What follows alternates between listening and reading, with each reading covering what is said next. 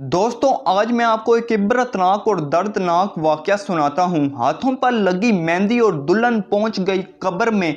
दोस्तों ये वाक़या इंडिया में पेश आया। ये कहानी एक नहायत बदतमीज़ और बिगड़ी हुई लड़की की है।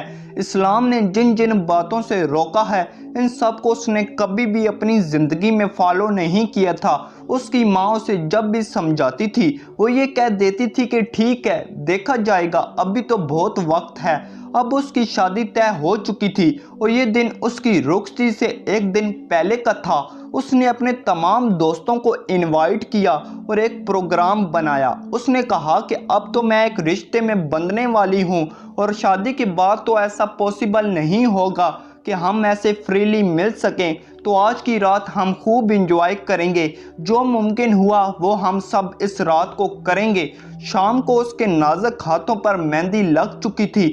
शादी की इस खुशी में वो रात उन सब ने गाने गाए और शोर शराबे में गुजारी। जब सुबह को अजान की आवाज़ें आने लगी तो वो सब नमाज पढ़ने और तिलावत करने के बजाय सो गए। मगर ये बात कोई नहीं जानता था कि अब इसके बाद उनके साथ क्या होने वाला है। दिन के 12 बज गए थे और रुखसती की तकरीब में शामिल होने के लिए तमाम रिश्तेदार घर में आना शुरू हो गए थे।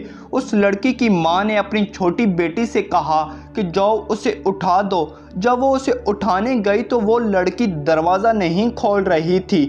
दूसरी चाबी से जब कमरे का दरवाज़ा खोला गया तो सामने एक भयानक मंजर था। वो लड़की मुंह के बल बिस्तर से उल्टी नीचे ज़मीन की तरफ लटक रही थी।